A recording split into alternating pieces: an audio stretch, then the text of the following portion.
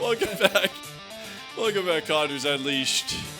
Here on Bakersfield.com, My45 as well. Ryan Holt and Kevin Bartle, joined by Condors head coach Gerry Fleming. We voted earlier today, so we're here. That's awesome. Yeah. Mike, sorry, I brought it up. Are you allowed to? Are you allowed to vote yet? Or is that still? No, I'm Canadian I'm a guest in this You're a guest? in this magical, wonderful country you call the United States. It's great here. It's a great place to live. I can't imagine living anywhere else. Let's put it that way. No shoveling snow here. It's a great country. Well, I can go up to Chicago. Well, not here. Not here.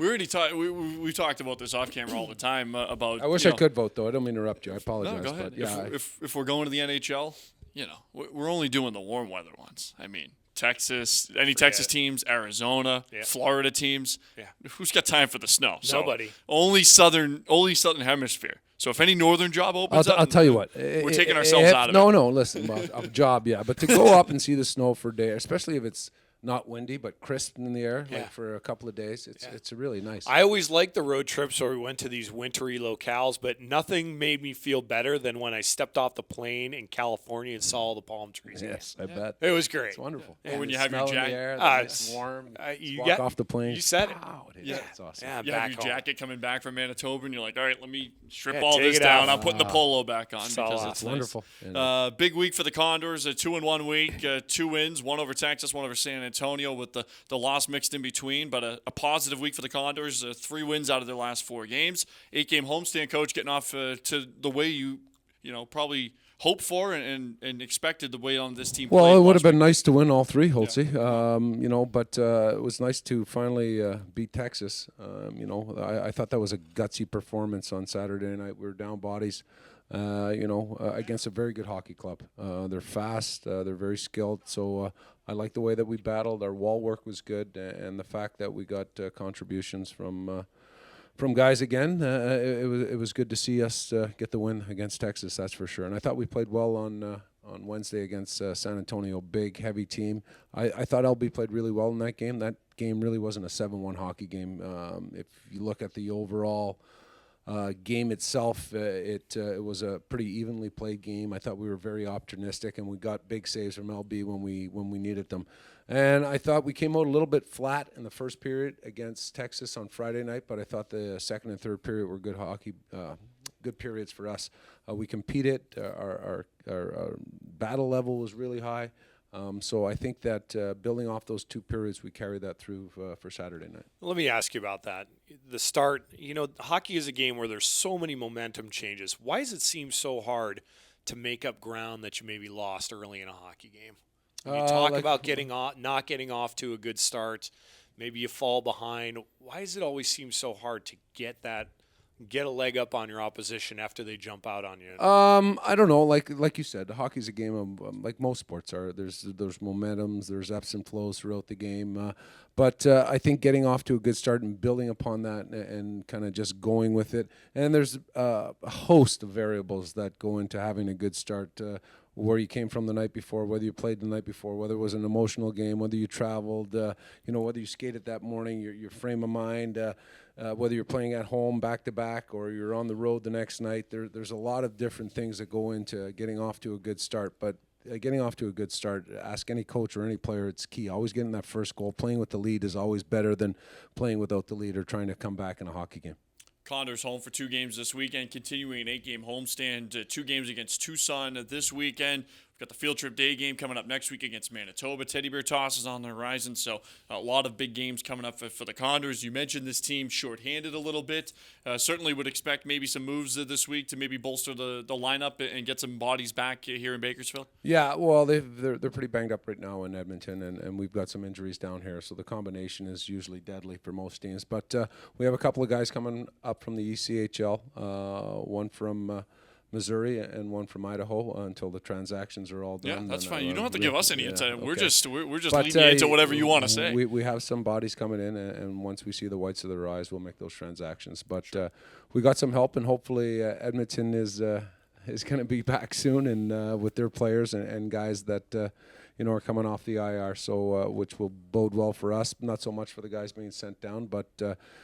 Once they get healthy bodies, then you'll start to see the trickle-down effect, work for us. What was Taylor Beck's reaction after the game on Saturday, knowing he had just played 2 games, and then you deliver the news, "Hey, pack your bags again. You're out of here." He was elated, he was really excited, and it's great, well deserved. Player of the week this week, and I think you mentioned it earlier on the show that it's the first time. Yeah. And that's great. It couldn't happen to a better player or somebody that's earned it and worked hard early in the season to deserve that award. So, but no, he was really happy, really excited. I know you showed the clip a little bit earlier in the show of him just getting in and Patty and JJ there to greet him. But by all reports, he played well. He performed. Didn't get big minutes. He played 9 minutes, I think.